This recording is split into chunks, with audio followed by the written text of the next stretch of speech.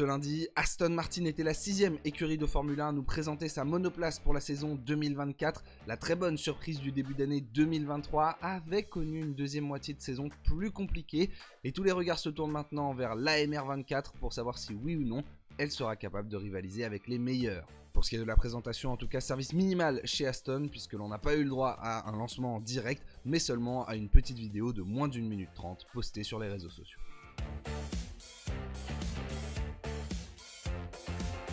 La voici, la nouvelle Aston Martin AMR 24 et à première vue, c'est la même que l'année dernière. Honnêtement, il n'y a pas de changement fondamental sur la livrée et en même temps, c'est une livrée qui fonctionne, qui est facilement reconnaissable et qui colle réellement à l'identité d'Aston Martin. On parle là d'une grande marque dans le monde de l'automobile avec une identité facilement reconnaissable.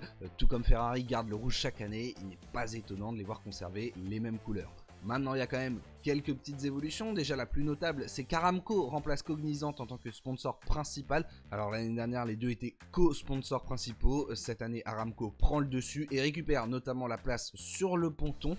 J'avoue que je trouve un petit peu plus jolie l'intégration de ce sponsor, même si j'ai un petit peu de mal au fait qu'on superpose deux sponsors au même endroit. Et là, avec le boss, je trouve que ça fait un petit peu doublon.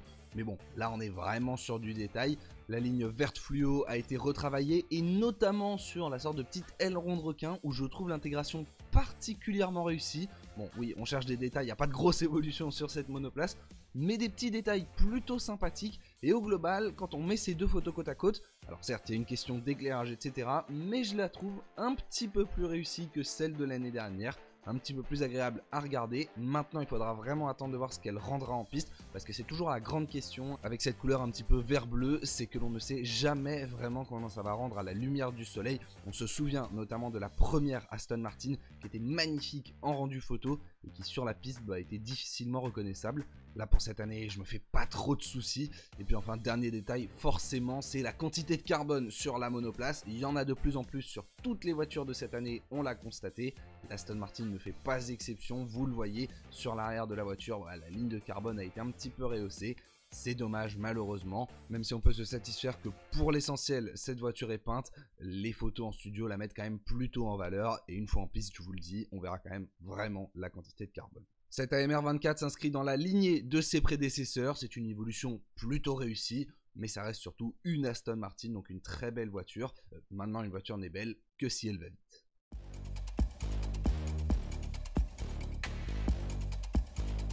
Sur le plan technique, là non plus on n'a pas grand chose à se mettre sous la dent. La voiture qu'Aston Martin nous a présentée n'est qu'un rendu 3D qui est au global une très légère évolution de la voiture de l'année dernière. On ne peut pas voir de révolution et on imagine bien évidemment qu'il y aura de grosses évolutions apportées à Bahreïn. Donc je vous le dis par avance, ce n'est pas la version finale de cette voiture. Maintenant ce qu'on peut constater, c'est qu'elle conserve au global sa philosophie de l'année précédente, notamment pour ce qui est des pontons, avec des pontons assez massifs et toujours cette glissière à l'intérieur pour faire redescendre l'air.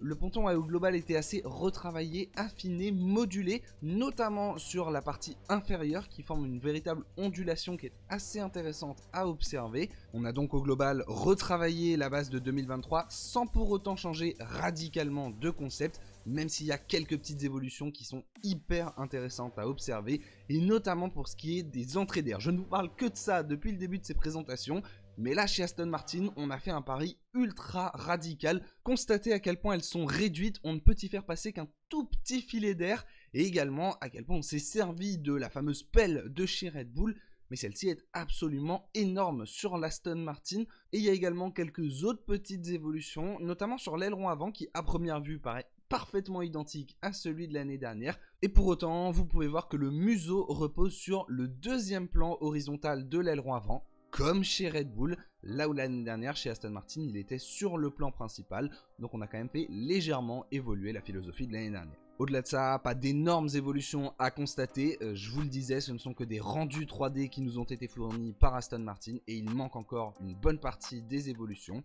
On attendra de voir maintenant ce que ça donnera en piste du côté de Bahreïn. La saison 2024 risque d'être assez déterminante pour l'avenir d'Aston Martin et notamment pour les attentes que l'on va avoir envers cette écurie. L'année dernière, c'était la surprise totale lorsque Fernando Alonso est monté sur le podium à Bahreïn. Honnêtement, personne ne s'attendait à ce qu'ils affichent un tel niveau de performance.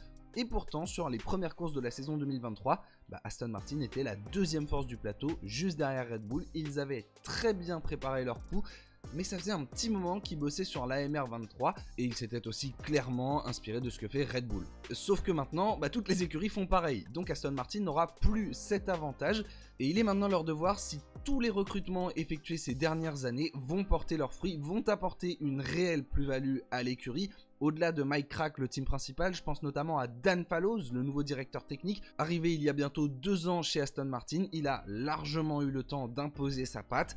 Et cette voiture est clairement le fruit de son imagination et de celle de toutes ses équipes. Bref, ils ont absolument tous les ingrédients en main pour s'inscrire comme l'une des meilleures écuries de la grille de Formule 1. Maintenant, il va juste falloir prouver, montrer qu'ils le sont et surtout le montrer dans la durée. Parce que la deuxième moitié de saison 2023 était quand même vraiment plus compliquée. Là, il va falloir remonter au classement. Et une autre question va se poser pour cela, celle de savoir si oui ou non ils ont le duo de pilotes pour le faire. Alors bon, personne ne doute vraiment du niveau de performance de Fernando Alonso. L'année dernière, il a inscrit 206 des 280 points d'Aston Martin. Honnêtement, c'est toujours l'un des meilleurs pilotes de la grille. Les années ne semblent faire aucun effet sur lui et il est toujours aussi rapide, toujours aussi affamé de victoires. Donc là-dessus, je me fais pas trop de soucis. Pour Alonso, à vrai dire, les questions se poseront plutôt à moyen et long terme, car il est en fin de contrat à la fin de cette année 2024. Il n'a qu'une option pour l'année prochaine.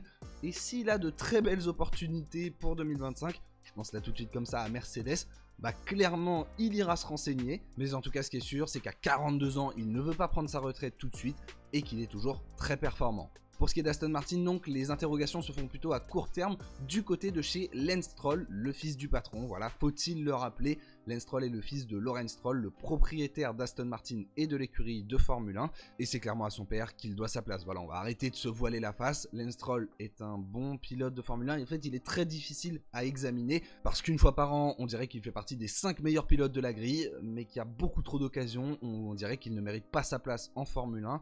Et là, il entame quand même sa 8e saison sans n'avoir jamais été remis en question. Voilà, ça commence vraiment à faire beaucoup. Les performances ne sont pas là, ou en tout cas ne sont quasiment jamais là. Même si encore une fois, il peut avoir des coups d'éclat, mais c'est insuffisant. Aujourd'hui, avec Lance Stroll, Aston Martin ne peut pas se battre tout en haut de la grille. Maintenant, tant que l'écurie ne changera pas de propriétaire, il est quand même vraiment difficile de l'imaginer s'en aller. Peu d'enseignements donc à tirer de cette présentation, mais une écurie qui attirera très certainement les regards à Bahreïn et qui espère jouer régulièrement les podiums cette saison.